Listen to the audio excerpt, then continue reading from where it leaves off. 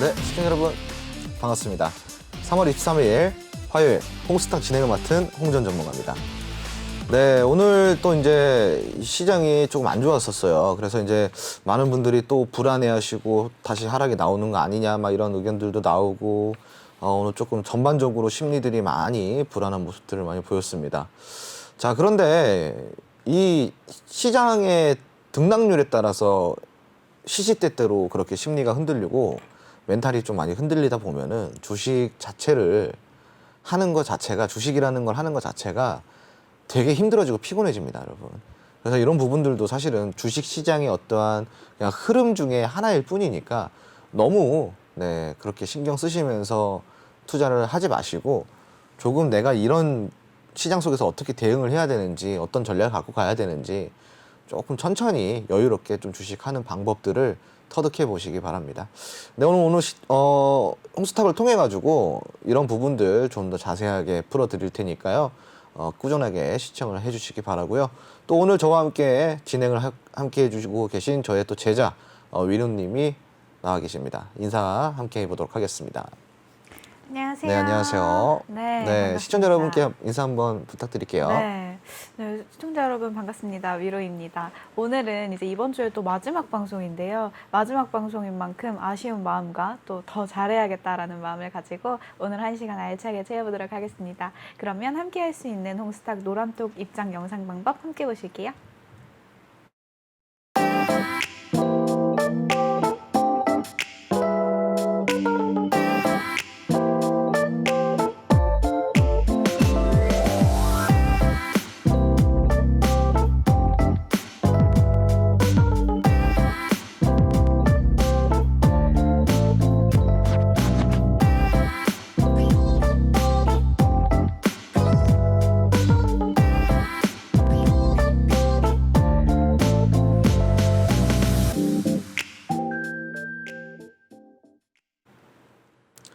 네, 오늘 뭐 시장이 아무래도 좀 이렇게 흘러내리다 보니까 많은 종목들이 좀 빠졌어요. 네. 그러면서 이제 전반적으로 좀 안 좋은 그런 분위기를 만들어냈고 공포 심리는 더욱더 확대돼가는 모습입니다.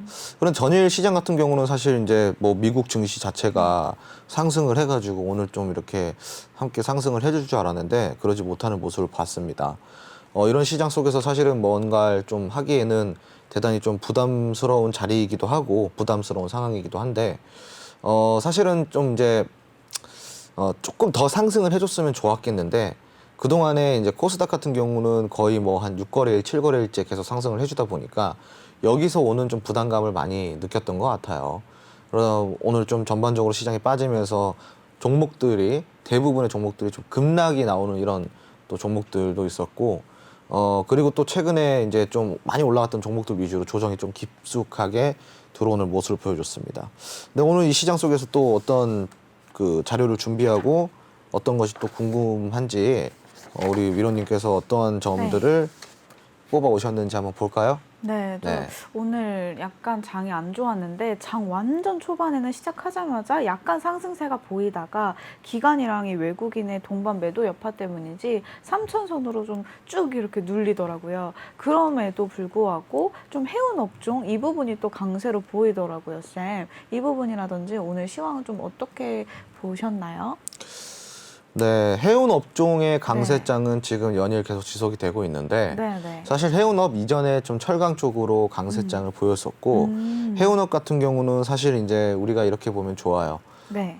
조선업이 강해지면은 자연스럽게 해운업이 강해지는 거고 철강업이 강해지고 해운업이 강해지고 조선업이 강해지고 한 세트로 움직인다 보시면 좋습니다. 세트다. 네, 뭐 작년에 2020년 5월 달 같은 경우는 제가 이제 항상 이야기했지만 조선업의 변곡점이 시작이 되었다라고 이야기를 드렸었잖아요.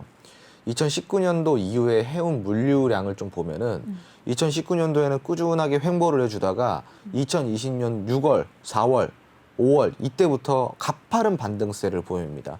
이게 이제 상하이 그 컨테이너 물류 이동 지수라 그래가지고 우리 이제 포털에서 찾아보시면 금방 또 여러분들도 찾아보실 수 있을 거예요.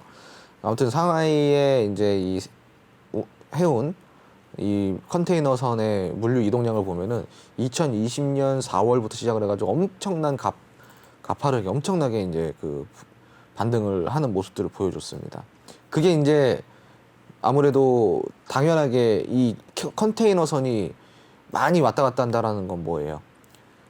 이런 자재들이 많이 움직였다라는 거죠. 그 중에서 이제 또 철강은 어쩔 수 없는 또 자재 중에 하나입니다. 그 원자재 중에 하나입니다. 가장 많은 수출이 이루어지는. 그러면서 어떠한 또 컨센서스가 나왔죠.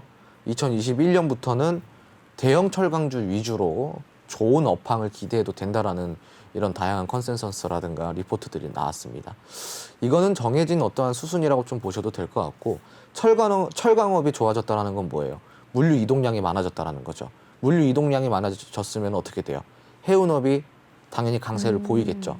근데 해운업이 강세를 보이면은 어떻게 돼요? 선박량을 더 늘려야 되기 때문에 조선업까지 영향을 미치게 됩니다. 근데 이거는 이제 우리나라뿐만이 아니라 독일 같은 경우도 해운업이 엄청나게 가파른 상승세를 보였어요. 사실 우리나라보다 지금 더 독일 쪽이 해운업에 더 강세를 보이고 있다 봐도 좋은데, 전 세계적으로 이제 이런 물류 이동량이 많이 증가를 하다 보니까 조선 쪽의 수주량이 늘어나게 됩니다. 철강이 늘어났다라는 거는 해운업의 강세를 이야기를 하는 거고, 해운업의 강세를 이야기한다라는 거는 조선업의 또 다른 업황 개선이 이어진다라는 거죠. 결국은 이게 다 한 세트로 묶여진다라고 좀 보시면 좋을 것 같아요.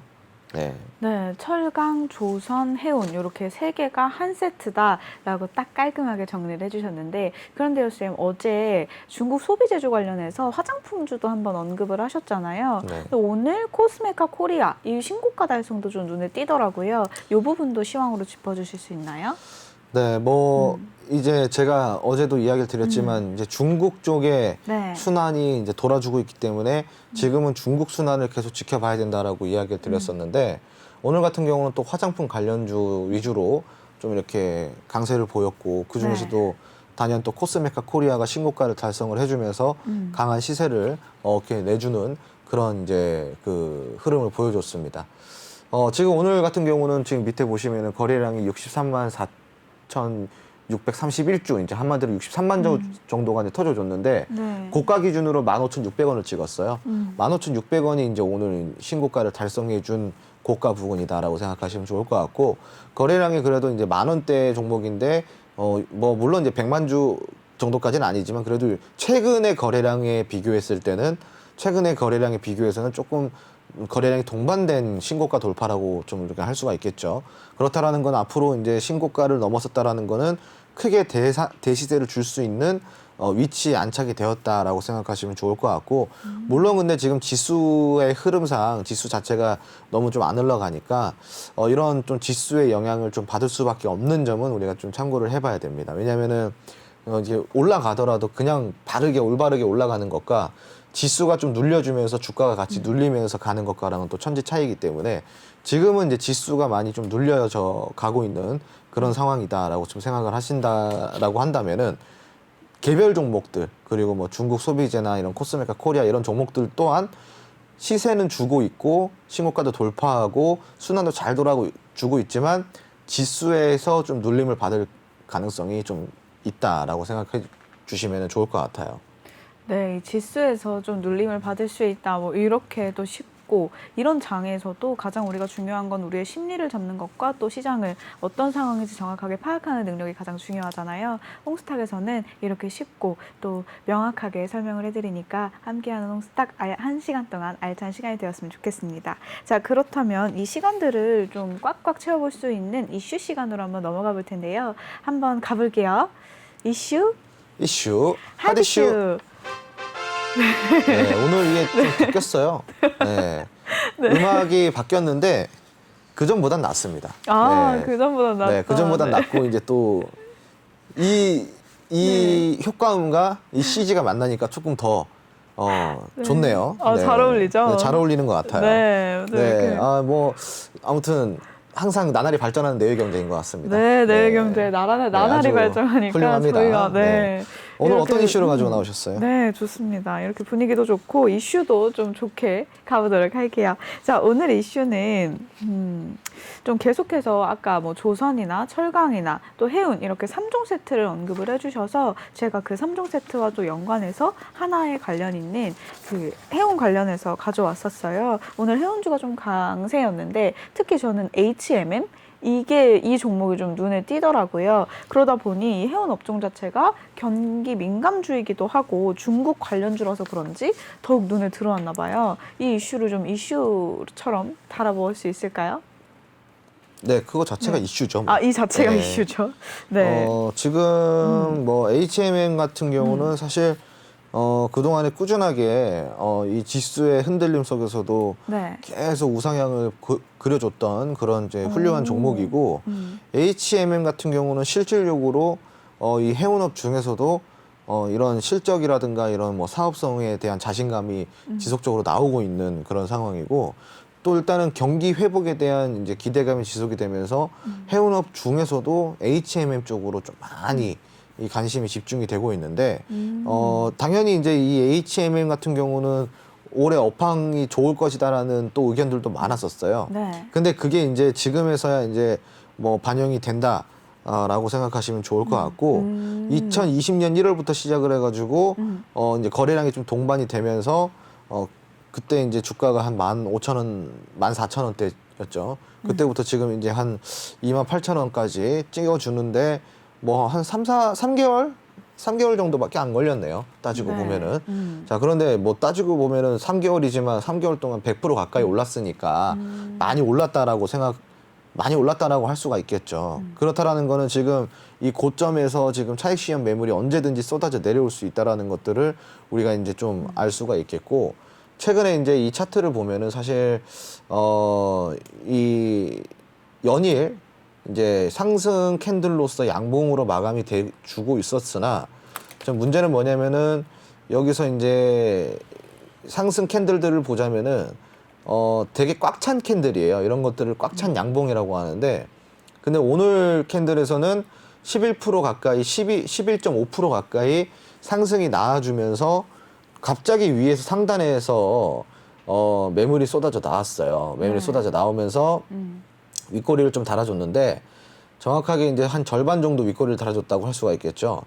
여기서 이제 분봉 차트로 들어가 보면은 이제 분봉상에서 차트는 자 여기 이제 고점 매물대에서 치고받은 흔적이 많습니다. 여기서 많이 사고 팔았다라는 거죠. 근데 이제 많이 사고 판 건 좋은데 문제는 뭐예요? 여기서 매도 물량이 많이 나왔다라는 겁니다. 매도 물량들이 계속 쏟아져 나오다 보니까 지금 이제 위에서 고점 차익 실현 매물들이 점점점 출회가 되고 있다라고 좀 생각을 하시면 좋을 것 같고 분명한 거는 이제 많이 오른 만큼 올랐으면 또 이제 내려갈 수 있고 내려가게 되면은 당연히 좀 조정 기간이 조금 길어질 수도 있다라는 점까지만 참고를 하시면 좋을 것 같습니다. 그리고 장기적으로 봤을 때는 이제 그 HMM 같은 경우는 이 모멘텀이 좀 강하기 때문에 네. 장기적으로 봤을 때는 조금 더 상승을 해주면서 더 우상향 차트를 그려갈 수는 있으나 당장으로 봤을 때는 지금 조정이 조금 들어올 수도 있는 지금 구간이라는 것만 좀 체크를 하시면 좋을 것 같아요. 네, 오늘의 이슈가 이 HMM 자체가 굉장한 핫 이슈였는데 또 이렇게 명확하게 해석을 해주시니 이 홍스탁 시청자 여러분들께서는 아 이게 이래서 이슈였구나, 이 이슈는 이렇게 바라보면 좋겠구나 라고 좀 이렇게 명쾌하게 알아들을 수 있었을 것 같아요. 자, 그러면요 제가 또 다른 이슈로 이 자전거 관련주도 한번 갖고 왔어요. 네. 이 자전거가 왜 이렇게 강세 테마인가 했더니 코로나 관련이기도 하고 오늘 또 강세 테마로 떴었더라고요. 이 네. 이슈는 또 어떻게 보시나요? 왜 코로나 때문에 떴을까요? 코로나 때문에 사람들이 밖에서 많이 자전거를 타니까요? 네. 아니면 친환경? 친환경 이동? 네, 친환경에서 아닌가요? 좀 떴다라고 좀 친환경. 생각하시면 좋을 것 같고, 네네네. 지금 이제 그 경제가 좀 아무래도 좀 최근에 좀 안 좋아지고 있다 보니까 그런 상황에서 좀 유류세도 많이 오르고 있죠. 지금 네. 원유 같은 경우도 좀 많이 올랐고, 네. 그리고 이제 지금 사실은 이 그 친환경 쪽으로 너무나도 정책들이 많은 정책들이 쏟아져 나오고 있고 예산도 많이 편성이 되다 보니까 이런 자전거주 같은 경우는 사실 그때마다 조금 들썩들썩 해준다 보면 좋아요. 이게 실질적으로 2019년도 같은 경우는 삼천리 자전거로 많은 재미를 봤던 기억이 있는데 네. 그때도 마찬가지입니다. 이런 친환경 정책을 펼치면서 자동차 없는 거리라고 해서 뭐 이제 뭐 정기적으로 자동차가 안 다니는 뭐 그런 차량 그 네. 정책, 뭐 아무튼 그런 게 네네. 있더라고요. 그런 이슈가 나올 때마다 또 이제 자전거주들이 강세를 보여줬는데 그냥 지나가는 그냥 그런 흔하디 흔한 네. 테마 중에 하나다라고 생각하시면 좋아요. 흔하디 자전거주가 흔한, 계속 네. 강세를 이어가기에는 네. 모멘텀이 약합니다. 조금 약하다. 네. 네, 오늘 이제 강세 테마 중에서도 자전거 이슈가 이렇게 떴네. 이건 무슨 이슈였을까라고 궁금하셨던 분들 방금 이제 피드백이 좀 도움이 되셨길 바라면서요. 다음 이슈도 좀 간단하게 넘어가 보고 오늘 바로바로 증문즉답을 한번 들어가 볼게요. 그 전에 이제 한 번 더 들어가 볼 텐데요. 게임주 관련 이야기도 한번 이슈를 짚고 넘어가 보려고 해요. 요즘 K-뉴딜 지수라고 불리는데 이 산업별로 좀 10개 종목을 포함하는 업종별로 K-뉴딜 지수가 좀 계속해서 이슈더라고요. 뭐 온라인이라든지 언택트라든지 이 게임 산업이라든지 요 이슈는 또 어떻게 보시나요? 사실 뭐 K 뉴딜 이 지수라는 게 네. 그냥 이제 그 한국 산업의 10개 종목을 좀 그냥 한국 산업의 네. 다양한 그 업종들을 좀 묶어 놓은 거다라고 생각하시면 좋아요. 네네네. 그래서 이제 이 뭐 대표적으로는 지금 방금 말씀하신 이제 게임주라든가 네. 그리고 이제 또 반도체라든가 이런 것들도 다 여기 들어가는 건데 음. 지금 이제 게임 같은 경우는 사실 이제 그 언택트 시대에 네. 수혜를 충분히 볼 수 있는 거거든요. 네. 그러다 보니까 게임 관련주 같은 경우는 언택트 수혜도 보고 있죠. 그리고 또 다른 수혜는 뭐냐면은 중국 소비재라는 거죠. 네네네. 근데 중국의 순환이 돌아주면서 게임 같은 경우도 게임주 같은 경우도 같이 시세를 지금 동반이 되고 있는데 이 지금 그 언택트라는 어떠한 재료와 그리고 네. 중국 소비재라는 재료가 만나가지고 최근에 이제 이런 좀 강한 흐름들을 보여주고 있는 그런 상황들이에요. 근데 이제 이 K뉴딜에서 이제 뭐 물론 게임주도 네. 게임주지만 네, 지금 네, 이제 네. 게임주 같은 경우는 최근에 강한 시세들을 많이 줬기 때문에 호흡을 한두 번 정도는 쉬고 갈 수 있습니다. 그래서 이제 차라리 게임주보다는 또 다른 네. 업종들이라든가 이런 것들을 좀 볼 필요가 있고요. 최근에 이제 2차 전지 같은 경우는 사실 그 뭐야 이 폭스바겐 네. 악재로 인해서 되게 많이 좀 이제 조정을 받고 있는데 이럴 때 사실 뭐 2차 전지 같은 경우는 매수 기회를 주고 있다라고 생각하시면 네. 좋을 것 같습니다. 이런 시장 속에서 또 이제 좀 과하게 조정이 들어오고 있는 게 이제 2차 전지인데 뭐 여러분들도 아시다시피 2차 전지 같은 경우는 사실 뭐 되게 강한 재료잖아요. 그리고 미래산업 섹터에서 꼭 뺄 수 없는 정말 그냥 불가항력적인 그런 뭐 재료이다 보니까 차라리 이렇게 좀 조정이 들어오고 있는 2차 전지 쪽으로 좀 이제 보시는 것도 저는 좋아 보이고 아까 이제 제가 해운업을 이야기 드렸는데 해운업 같은 경우는 지금 순환이 돌아주고 있잖아요. 근데 조선업 같은 경우는 아직 순환이 안 돌아주고 있죠. 순환이 안 돌아줄 때 뭐 합니까? 빨리 주워 담으셔야죠. 그죠?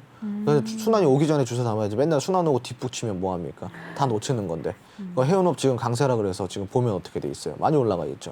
많이 올라가서 따라 들어가면 어떻게 됩니까? 그대로 물려버리고 조정받는 거죠. 그러면 이제 이미부터 우리가 해운업 좋을 거다, 뭐 좋을 거다, 좋을 거다 얘기하는데 그런 이야기 나올 때는 실질적으로 매수를 안 해요. 왜일까? 올라가는 것만 보고 있으니까 또 해운업 올라요, 해운업 보잖아요. 근데 해운업 뭐예요? 2020년부터 계속 좋을 거라고 얘기했잖아요. 근데 안 샀잖아. 그죠? 지금 조선업 같은 경우도 지금 좋을 거라고 계속 얘기가 나오고 있는데 안 사시잖아요. 왜? 계속 주가가 조정을 받고 있고 횡보를 하고 있으니까 재미가 없으니까. 그죠?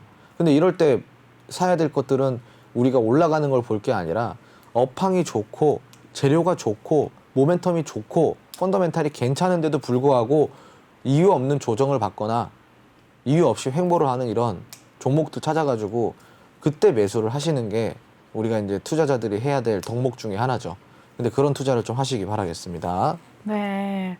오늘 이슈 시간까지 엄청나게 알차게 또 이야기를 해주셨는데요. 이 이슈 시간을 알차게 또 이용해서 뭘 가봐야겠습니까? 바로바로 증문즉답을 가봐야겠죠. 함께 하실 수 있는 방법 노란톡 입장 영상 반복 같이 보실게요.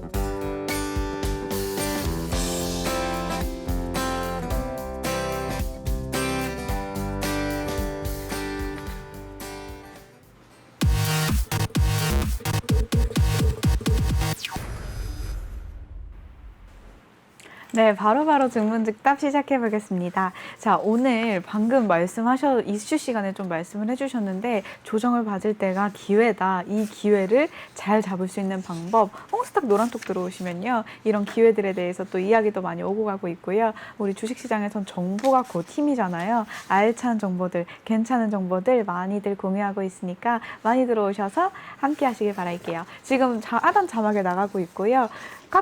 노란톡에 들어오셔도 괜찮고 QR을 바로 찍으셔도 입장을 가능합니다. 자, 그러면 좀 바로바로 즉답을 한번 시작을 해볼게요.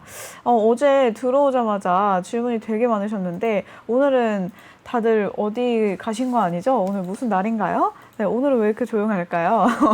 네, 그러면 제가 준비해온 질문을 한번 먼저 해볼게요. 자, 쌤, 오늘 계속해서 하락장이었잖아요. 네. 파란장도 많이 보이고 했는데 비트코인마저도 계속 떨어지더라고요. 그 비트코인 떨어지는 것도 비트코인이랑 이 주식 관련해서도 좀 이슈가 있을까요? 비트코인은 이제 그 미국에서 네. 이제 그 뭔가 이제 자산으로 좀 보기 어렵다. 이건 네네. 투기에 가깝다. 투자로서 보기 어렵다라는 이제 이런 이야기가 나왔었어요. 네네. 근데 그게 아마 파월 의장이 그런 얘기를 했었을 것 같아요. 네. 근데 이제 그런 이제 발언 자체가 비트코인에 대한 어떠한 전망 자체를 확 떨어뜨리게 만드는 거죠. 근데 이제 당연히 미국 입장에서는 비트코인을 화폐 가치로 인정해 주기는 어렵죠. 그렇죠. 왜냐면은 미국이라는 나라는 패권 국가인데 이런 화폐 이런 가상화폐가 더 막 활발해지고 이게 점점 더 화폐로서 가치가 굳어지게 되면은 달러의 가치가 하락이 되니까 미국 입장에서는 당연히 이제 이 가상화폐의 제한이라든가 이런 것들을 계속 걸 수밖에 없는 상황이거든요. 네. 근데 이제 문제는 뭐냐면은 현재 패권 국가가 이 가상화폐를 화폐로 인정하기 어렵다라는 말을 한다라는 거는 엄청난 거예요. 그러니까 그렇죠. 이게 가치가 없어지는 거예요, 그냥. 왜냐면은 우리가 이제 달러를 갖고 있는 이유가 뭐예요? 안전자산이기 때문이죠. 그렇죠. 그죠? 근데 이제 만약에 사람들이 가상화폐를 더 이상 앞으로는 그 가상화폐를 안전자산으로 생각하고 이 종이화폐가 아닌 가상화폐로서 내가 자산을 모은다고 생각하면 달러가 어떻게 될까요? 가치가 하락이 됩니다. 가치 하락되겠죠. 결국 패권에 대해서 이 되게 괴리가 생기게 되는 건데 네. 미국이 과연 그런 걸 원할까요? 그렇지 않겠죠. 그럼 지금 빨리 이런 분위기를 잡아야 되는 거거든요. 미국 입장에서는 당연히 가상화폐를 때려서 잡을 수밖에 없는 상황이고 그거는 장기적으로 가상화폐의 악재를 불러올 수밖에 없는 거겠죠. 그러니까 이 가상화폐 시장이 큰 거는 저도 인정을 합니다. 네. 그리고 여기에 이 화폐로서의 가치도 점점점 올라가고 있다라는 것도 인정을 하지만 정말 가상화폐가 정상적인 화폐로 인정을 받으려고 한다면은 적어도 한 3, 40년은 걸리지 않을까요? 오. 적어도. 예, 이 지금 중요한 시기에 과연 미국이 이 가상화폐를 화폐로 인정을 해줄까? 뭐 이런 의견을 좀 드릴 수가 있겠고. 네. 그리고 일단은 이 가상화폐에 대한 투기성 투자가 계속 이루어지고 있기 때문에 그렇죠. 여기에 대해서도 우리가 이제 좀 바로 잡고 갈 필요는 있어 보입니다. 네. 비트코인이 떨어지는 거는 저는 뭐 그냥 좀 당연한 수순이라고 생각해요. 그냥 많이 올라갔잖아요. 네. 많이 올라갔으면 또 이제 여기서 한번 또 훅 떨어지는 게 맞는 거죠. 네. 디지털 화폐 관련해서는 제가 궁금한 게 참 많았는데 개인적인 질문으로 이 위로로서의 제자로서의 질문으로 시작을 해봤고요. 다음은 우리 홍스탁 시청자 여러분들의 질문 바로바로 가보도록 할게요. 네, 지금 많이 들어오고 계세요. 오늘은 신규 분들이 이제 많이 유입이 되고 계시는데 유튜브 보고 오시는 건가요? 네, TV 보고 들어오시고 계신 거죠? 자, 먼저 찬님 질문 가볼게요. 네, 우유빛깔 위로님 질문이요. 불성실 공시법인 지정 예고에 하락을 했는데 큰 폭 하락하지 않고 저점을 지켜준다면 저점을 지키려는 의지가 강하다라고 봐도 괜찮을까요? 이건 어떻게 받아들이는 게 좋을까요? 네, 그렇게 보셔도 됩니다. 불성실 공시가 뜨고 난 이후에도 저점이 네. 깨지지 않고 저점을 지켜준다라는 거는 그만큼 이제 이 저점을 깨트리면 안 된다라는 의지가 강한 거죠. 그렇기 때문에 이거는 좀 긍정적으로 보셔도 됩니다. 오, 긍정적인 반응이다, 찬님. 좋은 답변이 되셨길 바라면서요. 흔냐흔냐님 바로 들어오셨는데 또 바로 질문 가시네요. 흔냐흔냐님 바로 질문 가볼게요. 전에 이베이 코리아 인수 작전에 여기저기서 달려들고 있는데 대형 유통주들이 접근한 걸로 알고 있는데 이건 어떻게 보시나요? 인수한 기업이 쿠팡에 이어서 바로 국내 시장 2위로 좀 올라가 볼까요? 제가 봤을 때는 네. 좀 호재인 이슈 같습니다. 오, 네. 이거 호재 이슈. 네, 네. 뭐 쿠팡에 이어서 이제 네, 뭐 국내 2위 한번 노려봐도 저는 충분하지 않을까 네. 이런 생각을 하고 있습니다. 오. 그리고 이제 그 앞으로 전망 같은 네. 경우는 당연히 좋을 긍정. 것이에요. 오, 네. 제가 봤을 땐 그래요. 좋을 것 오. 같아요. 네. 네, 긍정적이다. 우리 흔냐흔냐님 오늘 들어오셔서 질문도 당첨되셔서 좋은 답변 받아가시네요. 자, 다음 우리의 단골 패널님이시죠. 경이로운 홍스타님 가볼게요. 이마트가 스타벅스 코리아를 인수하게 된다라고 하던데 이 인수하는 것에 대한 우리 소장님의 생각이 좀 궁금합니다.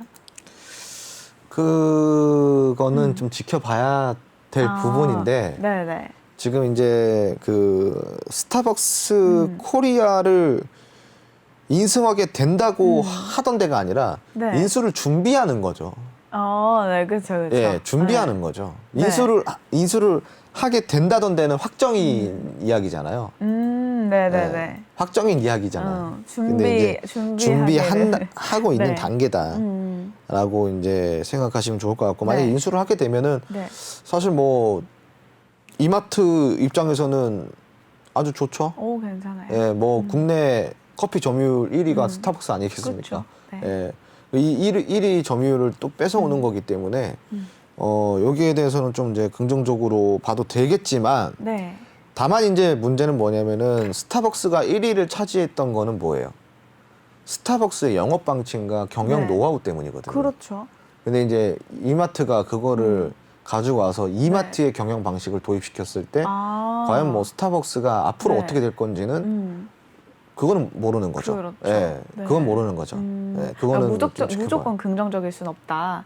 그렇죠. 네. 이거는 뭐 네. 이마트 입장에서는 좋은 거긴 하지만 그렇죠. 큰 결정이죠. 이것도 큰 결정이긴 하지만 과연 스타벅스의 그런 경영 방침을 계속 기조로 두고 갈 것인가 네. 아니면은 이마트만의 경영 방침으로 새로운 옷을 입혀서 갈 것인가 좀 요거의 문제인데 네. 실질적으로 이제 이마트 같은 경우는 그 예전에 네. 이제 뭐 했다가 좀 잘 안 된 사업들이 많아요. 오, 네네. 네, 물론 잘 된 사업도 있지만 잘 안 된 사업들도 있고 막 이런 점들을 미뤄봤을 때는 네. 우리가 조금 이제 보수적으로 지켜볼 필요는 있다라고 네. 생각할 수가 있겠고 그리고 이제 스타벅스 코리아 인수 자금이 한 6천억 정도라고 합니다. 오. 6천억 정도라고 한다면은 이마트 입장에서는 꽤 큰 돈이에요. 네. 이마트 그쵸? 입장에서는 꽤 큰 돈입니다. 그래서 이제 이런 큰 지출을 하면서까지 스타벅스 코리아를 지분 인수하려고 하는 이유가 뭘까?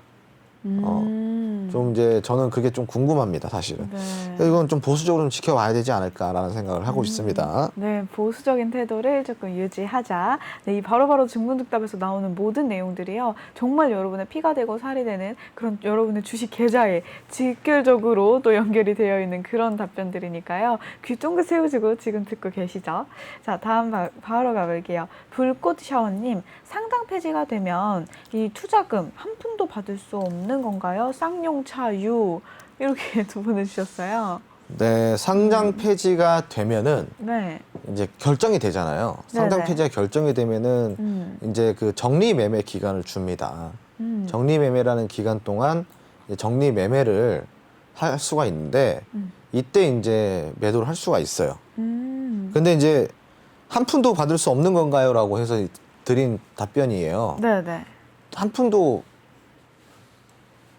받을 수 있습니다. 한 푼은 한 푼은 받을 수 있어요. 한 푼은 받을 수 근데 있어요? 한 푼이에요, 한 푼. 한 푼. 네, 그냥 네. 상장 폐지가 될 때 그 정리 매매 기간을 줘요. 네. 그리고 이제 만약에 상장 폐지에서 살아난다 그러면은 개선 기간을 주고요. 네. 개선 기간을 주는데 상장 폐지가 결정이 됐다. 네. 그러면 이제 그때부터는 정리 매매 기간을 줘요.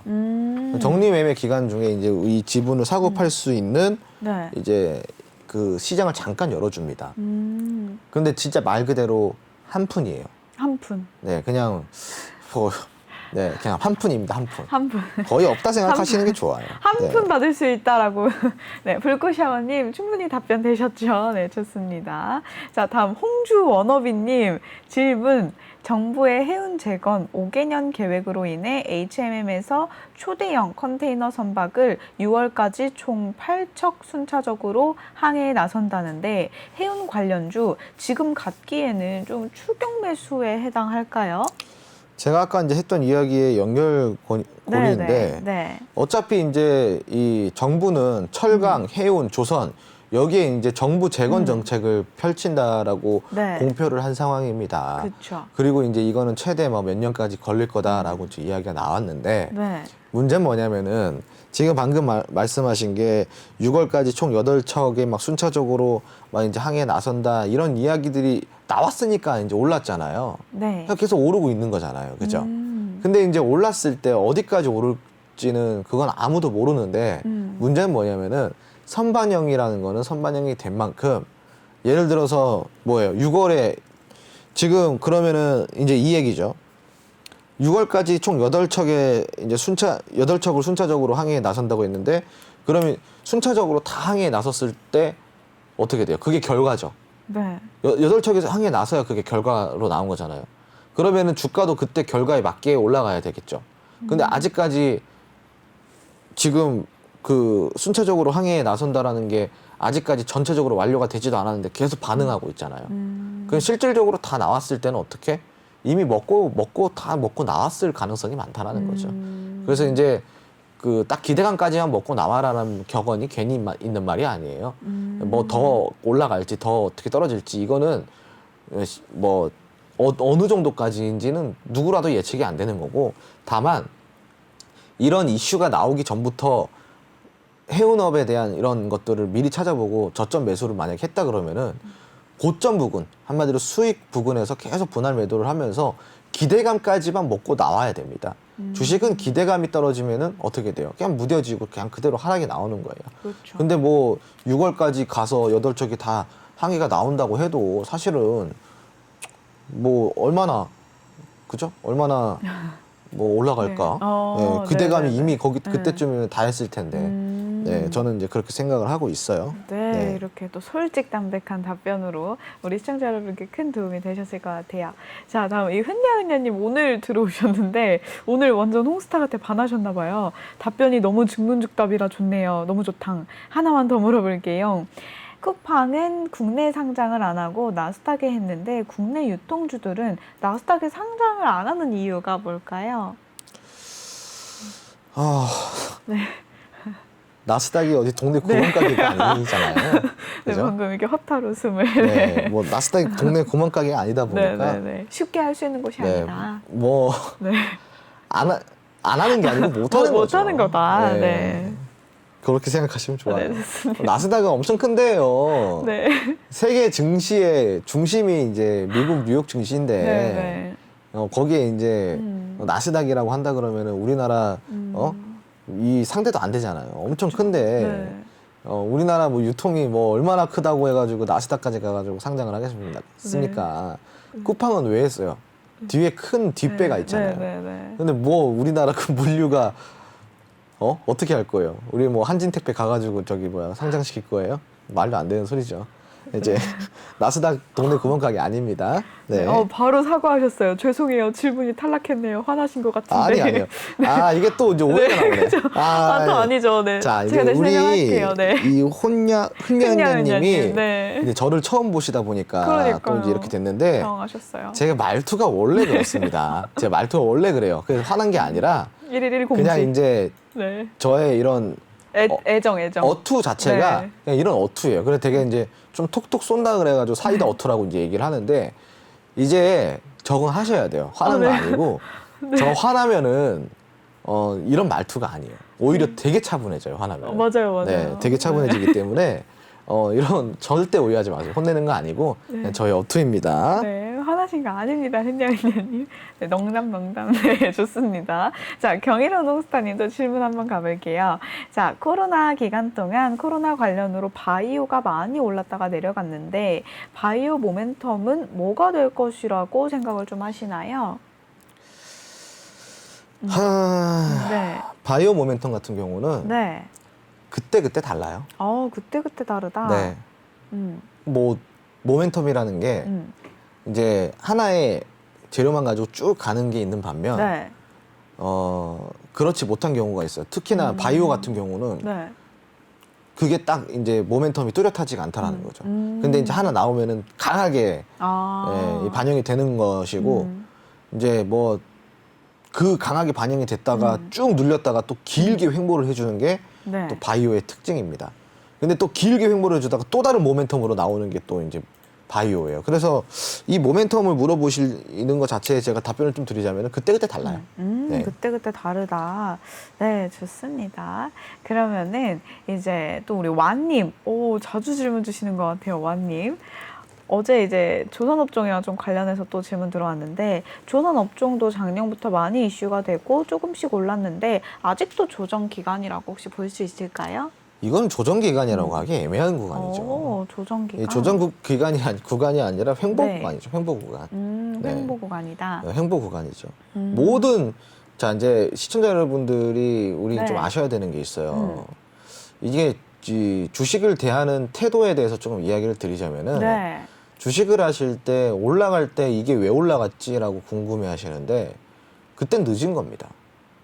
올라가기 전에 이런 현상들을 봐야 되는데 이 사람들이 문제는 뭐냐면 조정이 들어오거나 횡보가 길게 나오는 종목들은 쳐다도 안 봐요.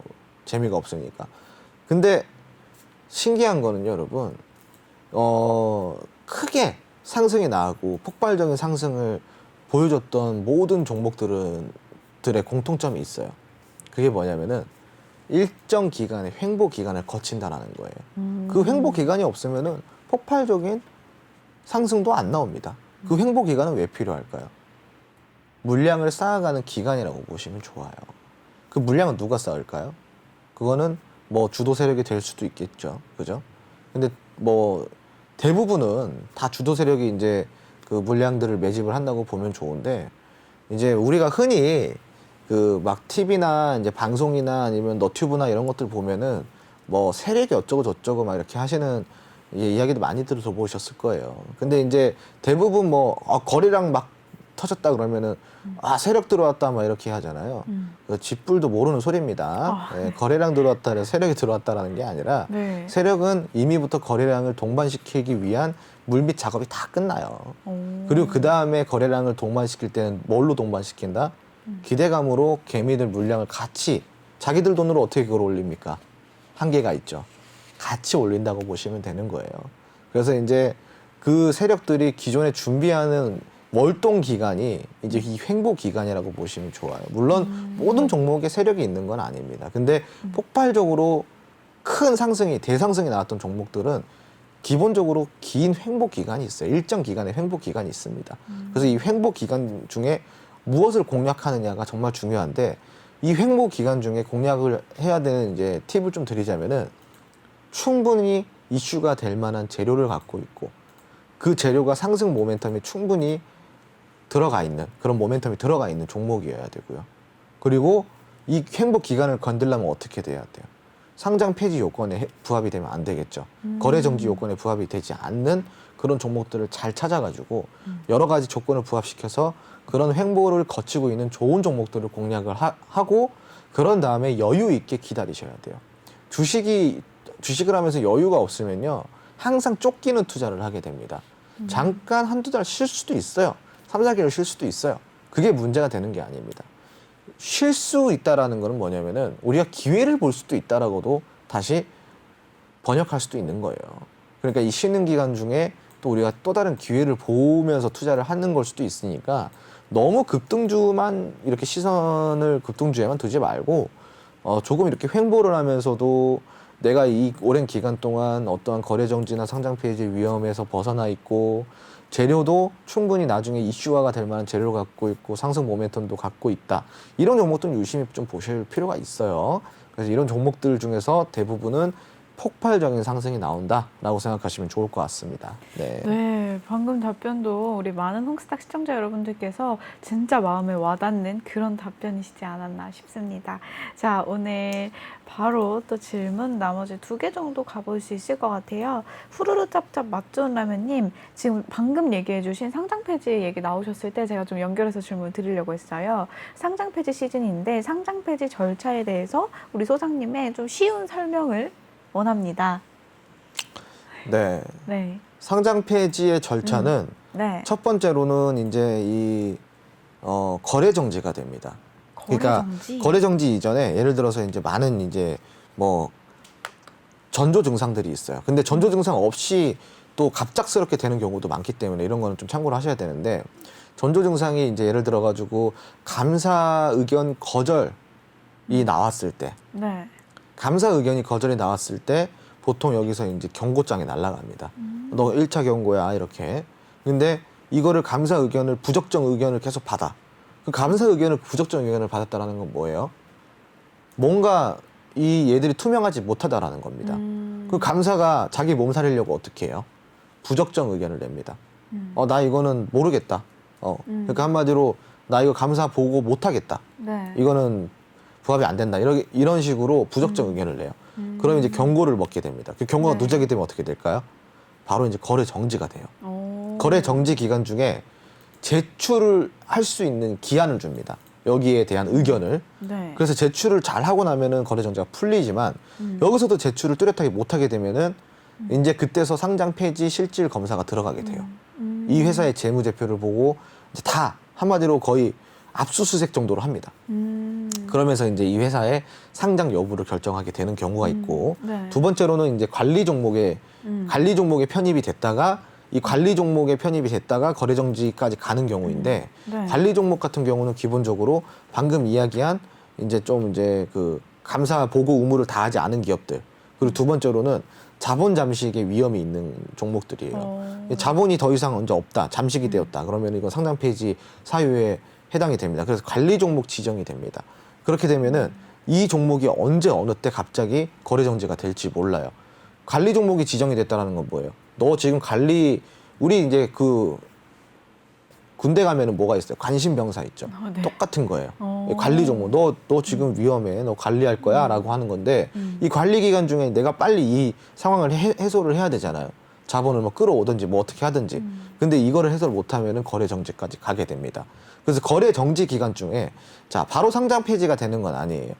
그래, 이런 뭐 다양한 것들이 있는데, 또 다른 거는 이제 예를 들어서 3년 연속 내지 4년 연속 적자를 한 기업들은 이 기업들도 관리 종목에 편입이 됩니다. 그러면서 또 거래 정지까지 가게 돼요. 다 사유에 해당이 돼요. 그럼 이 거래 정지가 되면 무조건 상장 폐지가 되느냐? 그건 또 아니에요. 이 상장 폐지가 바로 되는 게 아니라 거래 정지 기간 중에 개선을 시킬 만한 내가 노력을 하겠다라고 이거를 이제 제출을 합니다. 보고서를. 그러면은 이 그 증권시장에서 증권거래소에서 이 종목한테 뭐를 해주냐면은 너 그러면은 진짜 이번에 한번 기회를 줄 테니까 잘해볼 거야?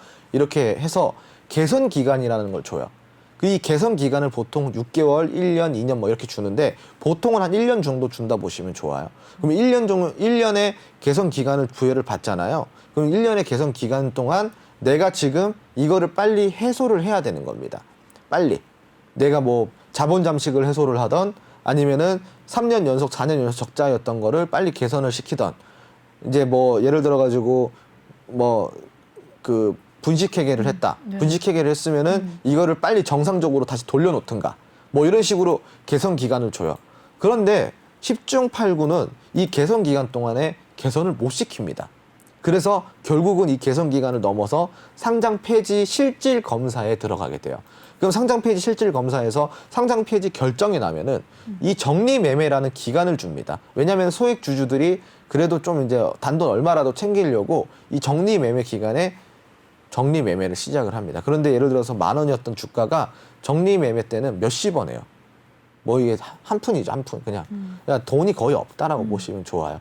그래서 이제 아무튼 이런 뭐 이슈들이, 이런 뭐 내용들이 있는데 이 상장 폐지라는 거는 언제 어느 때 갑자기 찾아오는 거예요. 거래 정지도 마찬가지입니다. 경고를 하고 너 이제 이거 며칠 뒤에 거래 정지야 라고 경고를 해주면 참 좋겠죠. 너 이거 이제 상장 폐지야 라고 며칠 전에 해주면 좋겠죠. 근데 거래소는 며칠 전에 이렇게 해주질 않아요. 그냥 하루아침에 갑자기 그냥 상장 폐지를 시켜버리거나 하루아침에 갑자기 거래 정지를 시켜버려요. 그럼 주주들은 그냥 어떻게 돼요?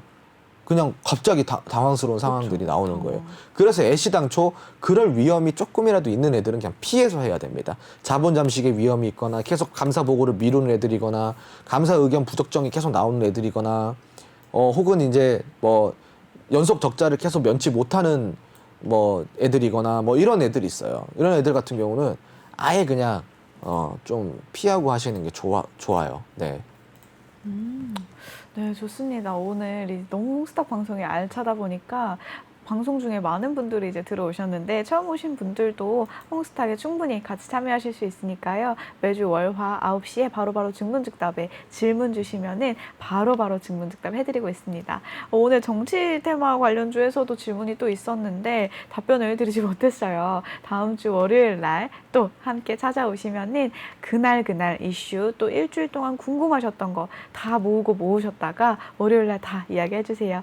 오늘 방송이 마지막이니까요. 조금 아쉽지만 여기서 마무리하도록 하겠습니다. 자, 쌤 오늘 어떠셨나요? 네, 오늘도 뭐 즐겁게 네. 방송을 잘했던 것 같습니다. 네, 오늘 이렇게 네. 딱 알찬 시간 이렇게 많이 보냈는데 우리 시청자 여러분께 인사하면서 마무리해 보도록 할까요? 네, 시청자 여러분, 이제 뭐 오늘 시장이 안 좋다 그래서 네. 울고 있지 마시고요. 시장은 원래 오르내림이 있습니다. 그 오르내림 속에서 여러분들이 어떻게 대응을 하느냐에 따라 달라지는 것이기 때문에 시장이 한평생 계속 오를 거란 그런 기대는 버리시고 이런 그냥 자연 법칙에 하루빨리 적응을 하시기 바랍니다. 오늘도 시청해 주셔서 대단히 감사합니다. 네. 다음 주에 다시 만나 뵙도록 하겠습니다. 감사합니다.